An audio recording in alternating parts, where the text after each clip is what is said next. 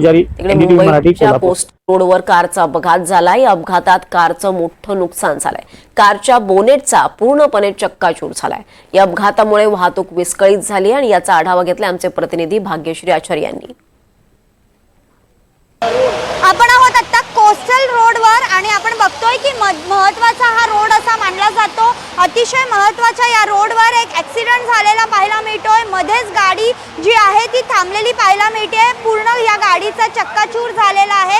ही जी गाडी आहे ही भरधाव वेगाने येत होते आणि भरधाव वेगाने येत असतानाच बाजूच्या भिंतीवर जी आहे ती ही कार ठोकलेली आहे। आपण जर बघितलं या गाडीची अवस्था तर पूर्ण त्याचा जो पुढचा भाग आहे तो चक्काचूर झालेला पाहायला मिळतोय आणि ही गाडी जी आहे ती सध्या मध्येच अडकल्यामुळे जो कोस्टलकडनं येणाऱ्या ज्या गाड्या आहेत त्यांना देखील अडथळा निर्माण होताना पाहायला मिळतोय। आपण जर बघितलं तर या गाडीला खरं तर भरधाव वेग असल्याशिवाय एवढं या गाडीचा चक्काचूर होणार नाही अशी माहिती जी आहे ती साधारण सर्वसामान्य वाहन चालक देताना पाहायला मिळतात। मात्र आपण जर बघितलं तर अत्यंत ह्या गाडीला चक्काचूर झालेला आहे।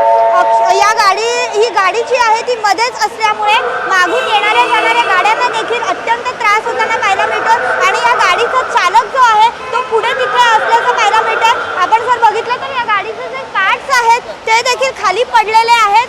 पूर्ण हे पार्ट्स जे आहेत ते तुकडे तुकडे झालेले आहेत आणि हे सगळे जे पार्ट आहेत ते आता इथेच असल्यामुळे येणाऱ्या जाणाऱ्या गाड्यांना मात्र मोठ्या प्रमाणात अडथळा निर्माण झालेला आहे। खरं तर नेहमीच सांगितलं जातं की या रोडवरनं येताना भरधाव वेग घेऊन गाडी चालवू नका।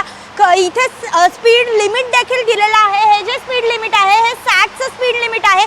तरी देखील अतिशय भरधाव वेगाने इथे गाड्या चालवल्या जातात आणि आता जर बघितलं तर मोठ्या प्रमाणात ज्या गाड्या येत आहेत ते बघितलं जात आहे। आपण जर बघतोय तर जे वाहन चालक आहेत ते देखील मदत मागण्याचा जो आहे तो प्रयत्न करतात। आपण बघू शकतो की हे वाहन चालक आहेत हे आत्ता एका गाडीमध्ये बसलेले आहेत आणि मदत मागत ते गाडीमध्ये बसून निघालेले आहेत। मात्र ही जी गाडी आहे ही रस्त्यात अद्यापही उभी आहे। आपण बघू शकता की या गाडीमध्ये हे वाहन चालक जे आहेत ते बसलेले पाहायला मिळतात। आप ही चला रहे थे क्या?